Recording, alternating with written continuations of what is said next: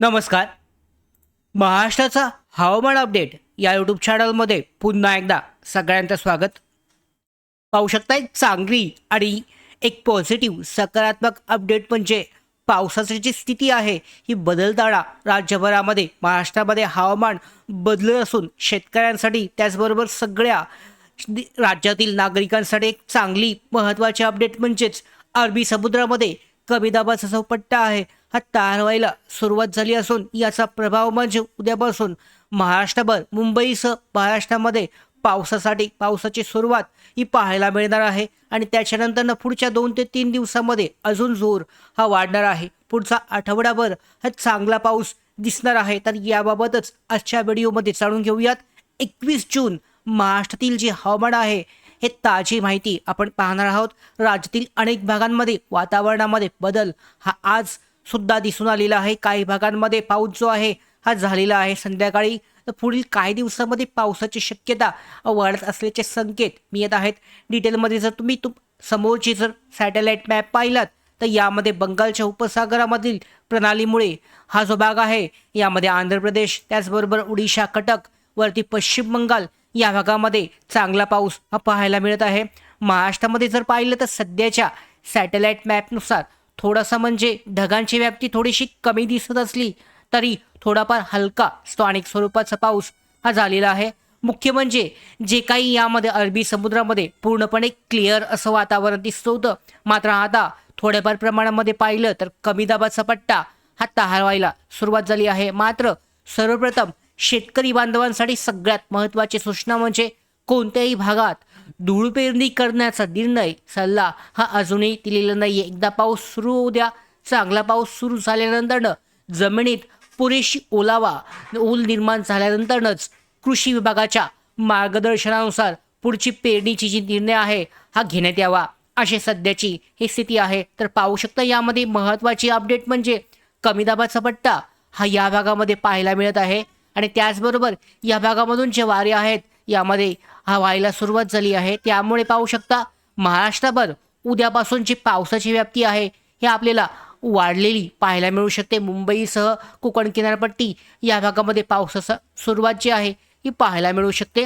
यामध्ये जर पाहिलं तर सध्या विदर्भ आणि मराठवाड्यातील काही भागांमध्ये उत्तर दिशेकडून म्हणजेच बंगालच्या उपसागरामधून येणाऱ्या वाऱ्यांमुळे तापमान वाढलं आहे. त्यामुळे उकाडा आणि दमट वातावरण अधिक जाणवत आहे. त्याचबरोबर वरच्या स्तरातील वाऱ्यांची दिशा आणि दक्षिण पश्चिमेकडील वळत असल्याने राज्यात ढगांचे प्रमाण हे वाढत चालले आहे आणि पावसासाठी पोषक वातावरण निर्माण होत आहे. तर पाहू शकता यामध्ये स्पष्ट दिसतंय ही उद्यासाठीची संध्याकाळीची जी अपडेट आहे यानुसार कोणकोणत्या भागामध्ये चांगला पाऊस पाहायला मिळतोय. यामध्ये जर पाहिलं तर पाहू शकता यामध्ये नाशिक आहे, त्याचबरोबर मुंबईसह संपूर्ण भागामध्ये पुणे असेल, बारामती असेल, त्यानंतर इकडे यामध्ये चिपळूण सुद्धा आहे, कोल्हापूर, यानंतर कर्नाटकचा भाग आहे, त्याच्यानंतर हा मधला भाग बीड जो आहे या सोलापूर या भागामध्ये अद्यापही पाऊस जरी दाखवत नसला तरी इकडे जर पाहिलं तुम्ही अकोला, नांदेड या भागामध्ये सुद्धा हलका ते मध्यम स्वरूपाचा पाऊस तुम्हाला पाहायला मिळणार आहे.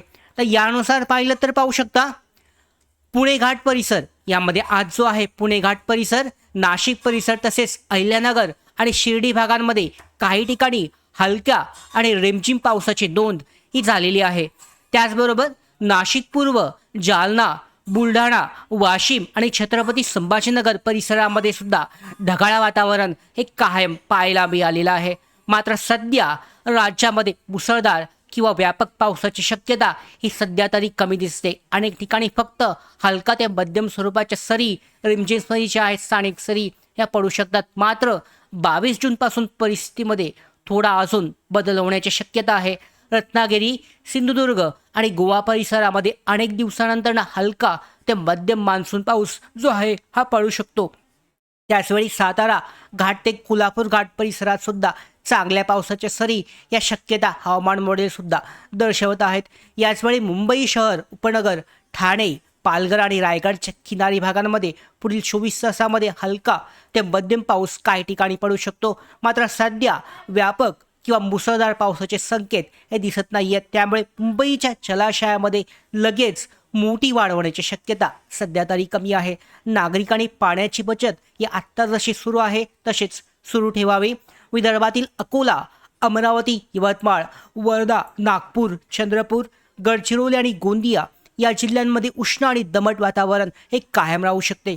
काही ठिकाणी स्थानिक मेघगर्जनेसह हलक्या सरींची शक्यता असली तरी मोठ्या प्रमाणावर पावसाचा अंदाज नाहीये.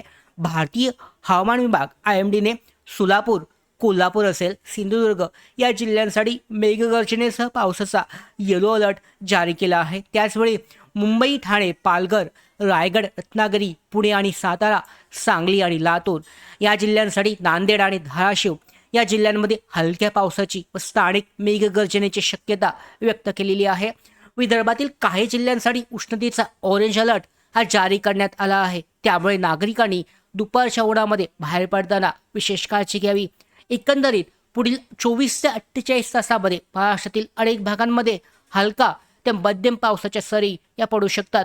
मात्र राज्यव्यापी मुसळधार पावसासाठी अजून थोडी प्रतीक्षा करावी लागणार आहे. अधिकृत हवामान अपडेट आणि अशाच शेती संदर्भातल्या महत्त्वाच्या अपडेट, पावसासंदर्भातल्या महत्त्वाच्या अपडेट येण्यासाठी महाराष्ट्राचं हवामान अपडेट या यूट्यूब चॅनलला सबस्क्राईब करा.